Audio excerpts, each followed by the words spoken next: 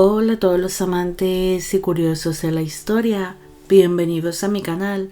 Hoy os traigo la vida de Aníbal el Bárbaro. Él fue un general cartaginés y es considerado como uno de los militares más brillantes de la historia, además de ser un gran estratega. Este general es conocido por hacer frente al Imperio Romano cuando intentaban apoderarse de todo el Mediterráneo, librándose entonces las guerras púnicas. Aníbal fue admirado incluso por sus enemigos, los cuales le consideraron como el más brillante de los generales. Él también es conocido como el padre de la estrategia por sus tácticas militares, además de ser admirado por otros generales a lo largo de la historia, como por ejemplo por Napoleón Bonaparte. Esta biografía está realizada por petición de Norma Torres y Luis Alberto Ramírez. Aníbal Barca nació en el año 247 a.C., posiblemente en Cartago, que era una ciudad fenicia situada en el norte de África, actualmente en Túnez.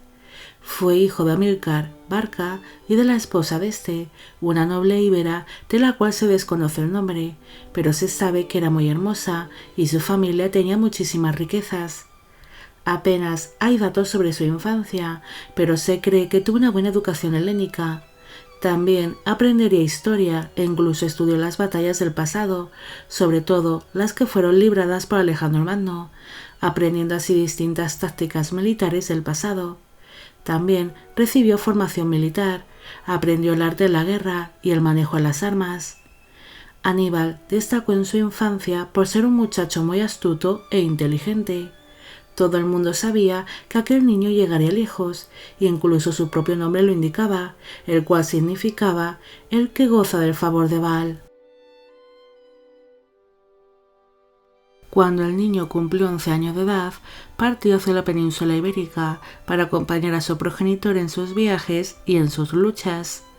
Nada más llegar, su padre le hizo jurar que lucharía durante toda su vida contra el Imperio Romano, que era un gran enemigo para ellos. Poco después, el niño se uniría a las filas de su progenitor y a las de su cuñado Asdrúbal el Bello, acompañándoles en incansables campañas militares.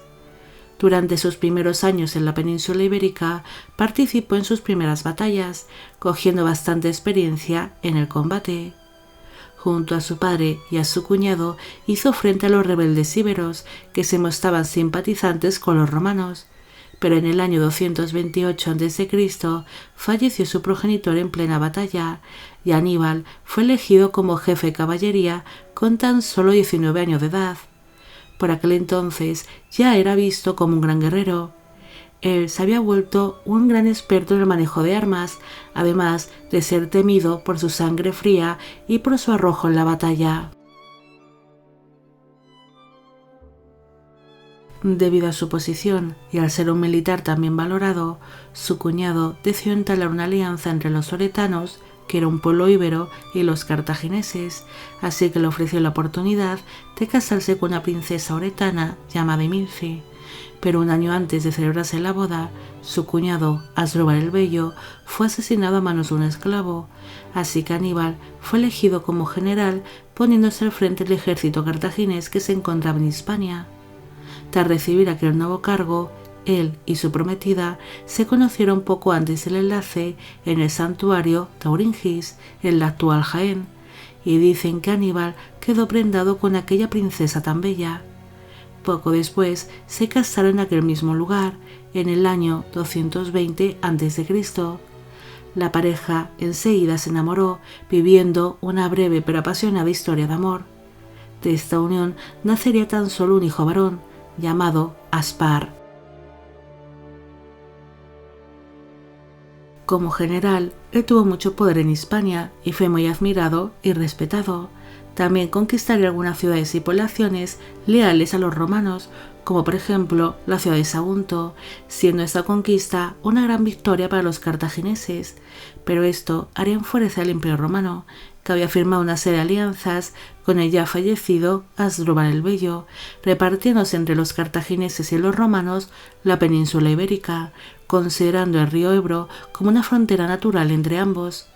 así que el sitio y la conquista de la ciudad de Sagunto fue considerada como una gran traición, y los romanos no tardaron en pedir explicaciones al gobierno cartaginés, reclamando de nuevo la ciudad de Sagunto. Pero los cartagineses se negaron a devolver dicha ciudad, ya que ésta estaba alejada del río Ebro y estaba en territorio cartaginés, aunque los habitantes de la ciudad eran aliados de los romanos. Así que el Imperio Romano declaró la guerra a los cartagineses, iniciándose así las guerras púnicas. Mientras los romanos planeaban la invasión de Hispania y del norte de África, Aníbal decidió marchar por tierra junto a sus tropas a Italia e iniciar ellos primero la invasión. Durante su camino hacia tierras italianas se unieron a él muchos hombres que estaban en contra del poder romano, aumentando considerablemente el número de sus soldados. También contrató mercenarios, llegando a tener más de 80.000 hombres a su servicio, pero durante su paso por los Alpes se cree que fallecieron unos 20.000 hombres por el hambre y por el frío. También perdieron muchos caballos y algunos de sus elefantes de guerra que le acompañaban hacia la batalla.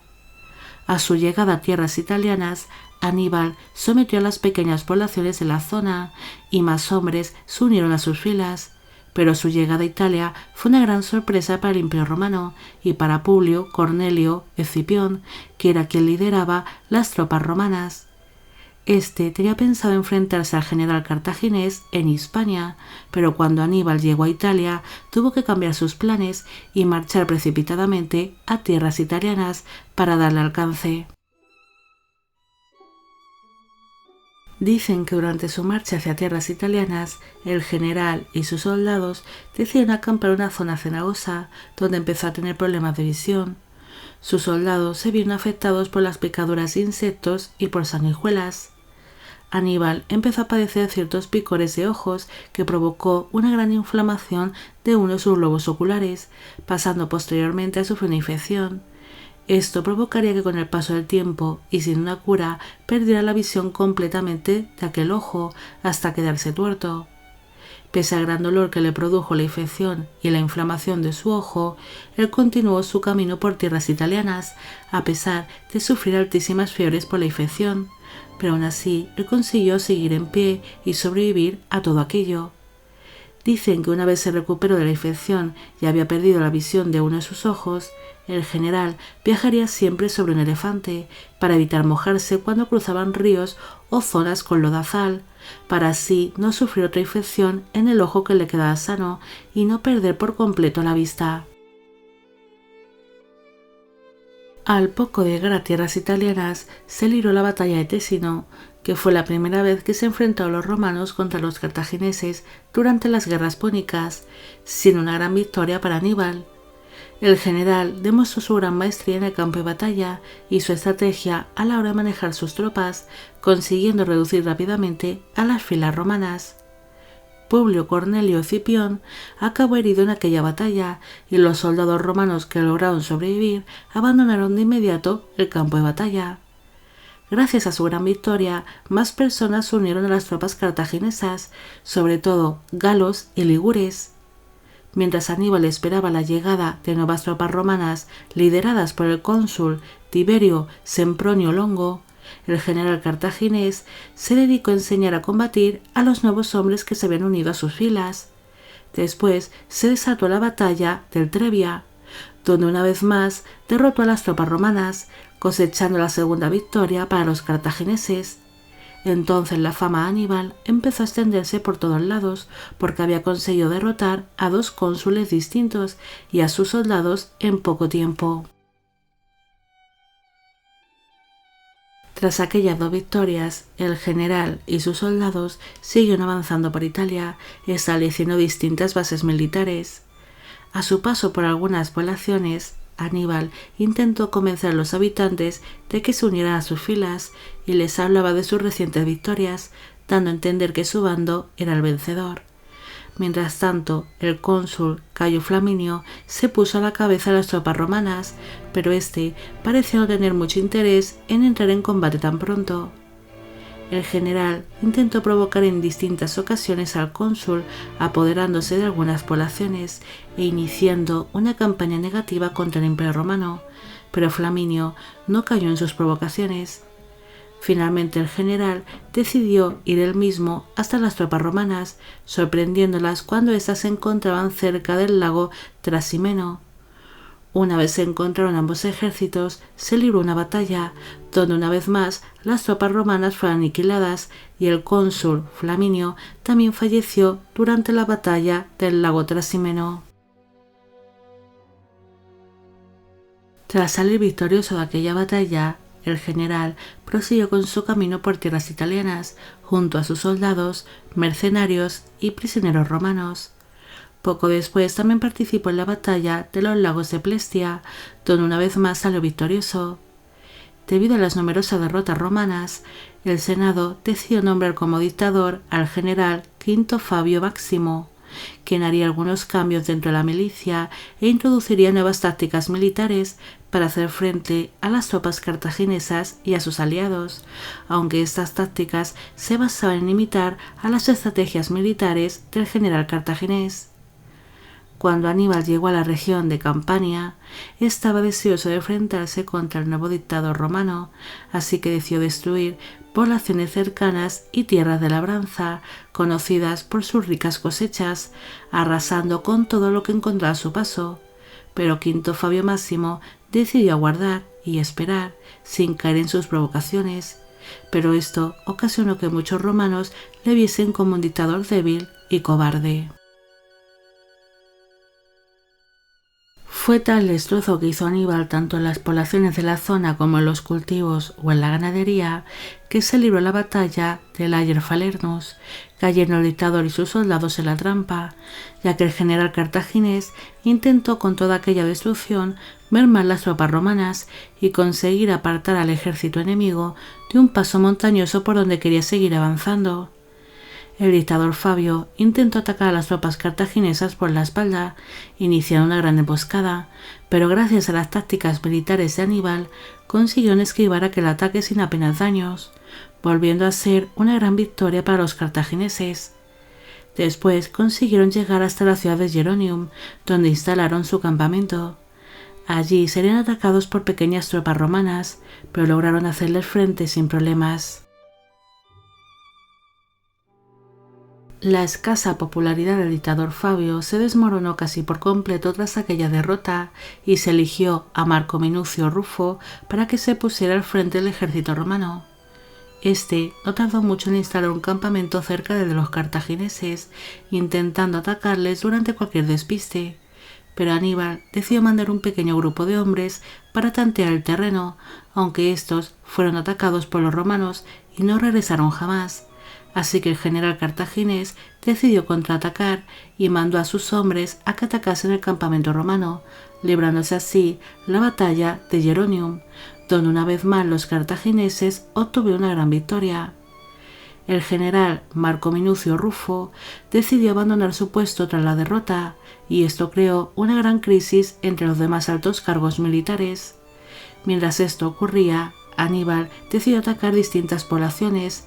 Destruyó también campos de cultivo y granjas, además de destruir muchos suministros, provocando que mucha comida no llegase a Roma.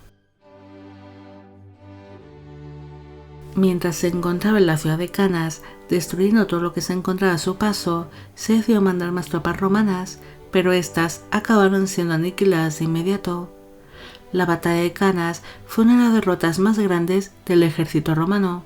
Se cree que durante esta batalla murieron alrededor de 70.000 soldados, destruyendo casi por completo su ejército.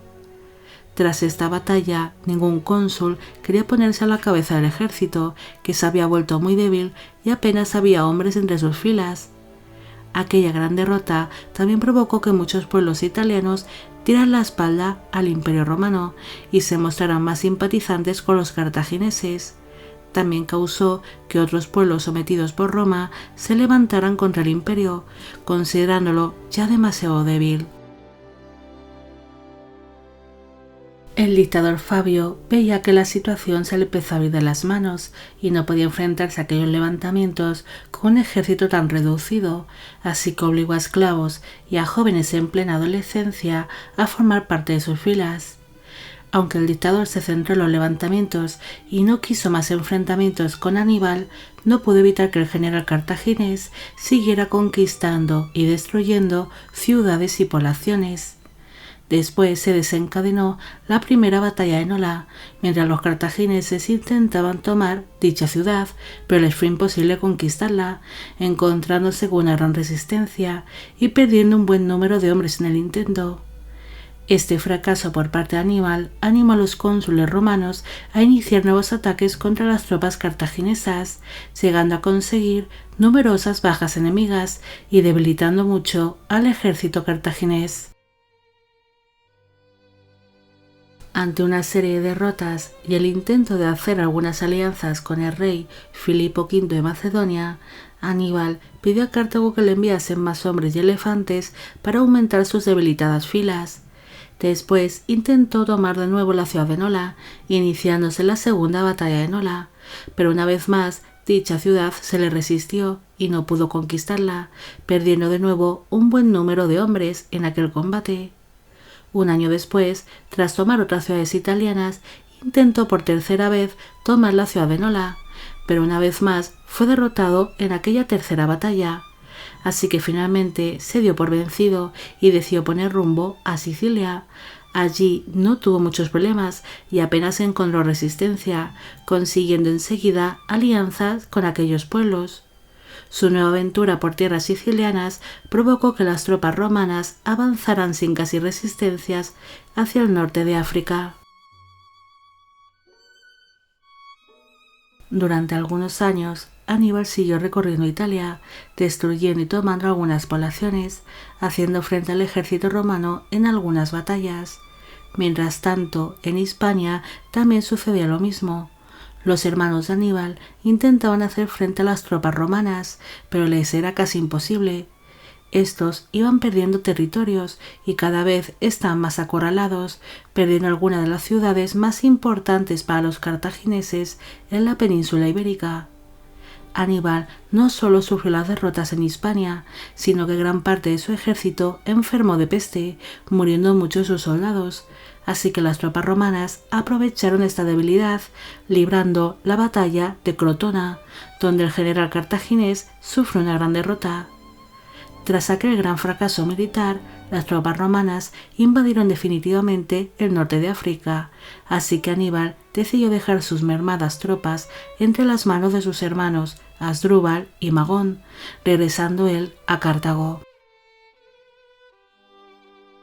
El general romano Escipión el Africano se fue abriendo paso por el norte de África, llegando a hacer algunas alianzas con otros gobernantes e incluso trató de llegar a una paz con Anón el Grande, un aristócrata muy rico de la ciudad de Cartago que tenía mucho poder. Cuando Aníbal desembarcó en el norte de África, enseguida contrató a mercenarios e intentó que muchos hombres de las poblaciones cercanas se uniesen a su ejército. Mientras reclutaba nuevos soldados, aceptó reunirse con Escipión el Africano para negociar una paz tras años de continuos enfrentamientos, pero ninguno quiso dar su brazo a torcer y aquella reunión no sirvió para nada, volviendo enseguida a las armas. Los cartagineses no querían someterse a las exigencias romanas y los romanos no querían que su enemigo tuviese tanto poder, queriendo limitar a los cartagineses para que solo dominasen el norte de África, mientras que el Imperio romano sería el dueño de todo el Mediterráneo. Como ninguno dio su brazo a torcer, se desató la batalla de Zama, pero Aníbal se encontró con un ejército romano muy bien formado y que había aumentado considerablemente su número, superando con creces al suyo. Además, había cambiado sus tácticas militares, sorprendiendo al general cartaginés. Finalmente, la batalla de Zama fue una gran derrota para Aníbal. Se cree que murieron más de 40.000 hombres que formaban parte de su ejército, mientras que las bajas romanas fueron mínimas. Además, el general tampoco pudo hacer mucho durante la batalla, ya que empezaba a tener algunos problemas de salud. Tras aquella derrota, Cartago estaba obligada a firmar la paz con Roma, así que tras esto, Aníbal decidió abandonar el campo de batalla. Tenía ya 46 años de edad en aquel momento y se encontraba ya muy cansado y se consideraba demasiado mayor para seguir combatiendo, así que se dedicó a la política e intentó llevar una vida tranquila. Además, por aquella época, él era ya un hombre viudo. Su mujer, Imilce, había fallecido durante las campañas militares en Italia. Aníbal no llegó muy lejos en la política. Muchos cartagineses le consideraron como un traidor por no haber derrotado por completo a los romanos mientras se encontraba en Italia, echándole en cara continuamente el no haber conquistado la ciudad de Roma, entreteniéndose con pequeñas poblaciones. Además, tras la última batalla librada entre los romanos y los cartagineses, Cartago volvió a convertirse en una ciudad muy próspera y rica, así que los romanos temieron que Aníbal volviese a tener poder suficiente como para iniciar una nueva invasión, así que pidieron a Cartago que enviasen de inmediato al general a Roma para alejarlo así del poder. Pero Aníbal evitó ser entregado a los romanos y él mismo abandonó Cartago, llegando posteriormente a la ciudad de Éfeso, en Turquía. Allí fue muy bien recibido y tratado con honores. Incluso él les enseñaría algunas tácticas militares porque se estaban preparando para entrar en combate contra el Imperio Romano. Incluso se ofreció a liderar las campañas militares, pero estos se negaron. Tras ser rechazado para aquel cargo, él recorrió algunas ciudades fenicias hasta que encontró trabajo como capitán de una flota, pero tras tener una serie de problemas con barcos romanos, decidió abandonar aquel puesto por miedo a ser capturado y llevado a Roma. Aníbal recorrió algunas partes de Asia, poniéndose al servicio de algunos gobernantes, hasta llegar al rey Prusias I de Bitinia. Pero cuando los romanos se enteraron de que este monarca estaba dando cobijo al general cartaginés, enviaron a unos emisarios para convencer al gobernante de que entregase a Aníbal. Prusias I tenía cierto respeto hacia el Imperio Romano y pensó que tener al general cartaginés en sus dominios podría traerle muchos problemas, así que se mostró amigable con los romanos y aceptó entregarlo.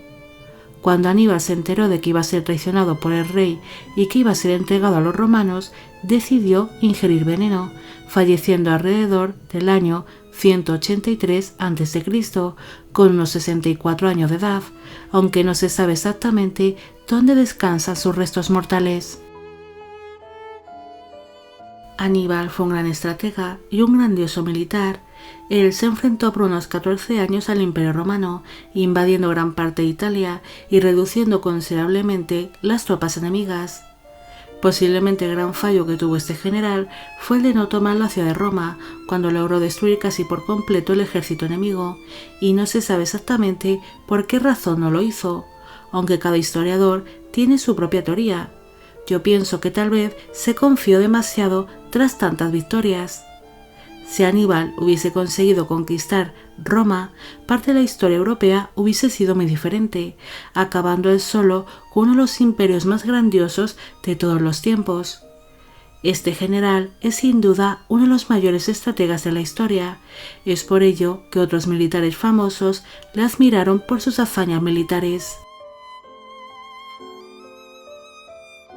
Bueno amigos, llegamos al final de la vida de Aníbal el Bárbaro. Espero que os haya gustado esta historia y espero que a Norma Torres y a Luis Alberto Ramírez también. Como siempre, agradeceros todo el apoyo que recibe el canal. Mil gracias por estar siempre ahí apoyando todos los vídeos que voy creando y sobre todo agradeceros que forméis parte de Biopic Channel, ya que sois para mí como mi propia familia. Y con esto me despido. ¡Hasta la próxima!